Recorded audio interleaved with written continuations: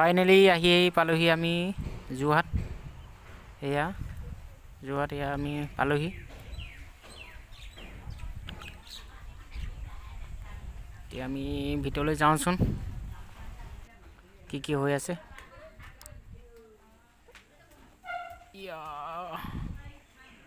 চলো।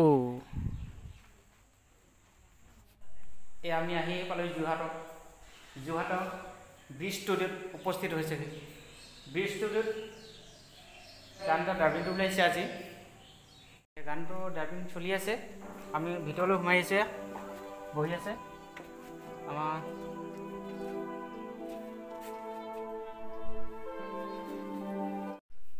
এয়া আমি উপস্থিত হৈছোহি যোৰহাটৰ ব্ৰিজ ষ্টুডিঅ'ত। ইয়াত গানটো ৰেকৰ্ডিং কৰিছে নয়নদাই। আমাৰ নমস্কাৰ, ভাইটি নয়নজ্যোতিয়ে খুব ধুনীয়াকৈ গাইছে গানটো, আৰু দয়াময়ে খুব ধুনীয়াকৈ কথা সুৰ কৰিছে। আশা কৰোঁ সকলোৱে ভাল পাব।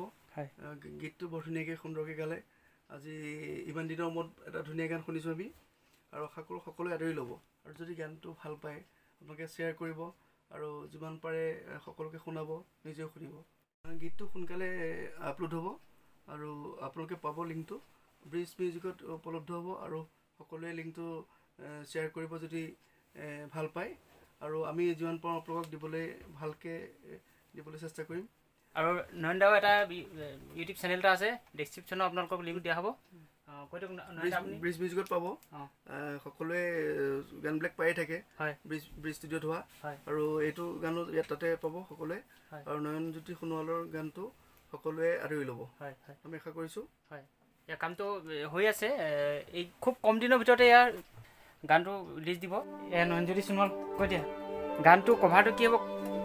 মোৰ গানৰ কভাৰটো মৰমৰ আই আপোনালোকৰ মাজলৈ সোনকালে আহি আছে, সকলোৱে শুনিব বুলি আশা কৰিছোঁ। ঠিক আছে বাৰু, এতিয়া আমি অলপ কলিতা আপোনালোকক শুনাই দিছোঁ।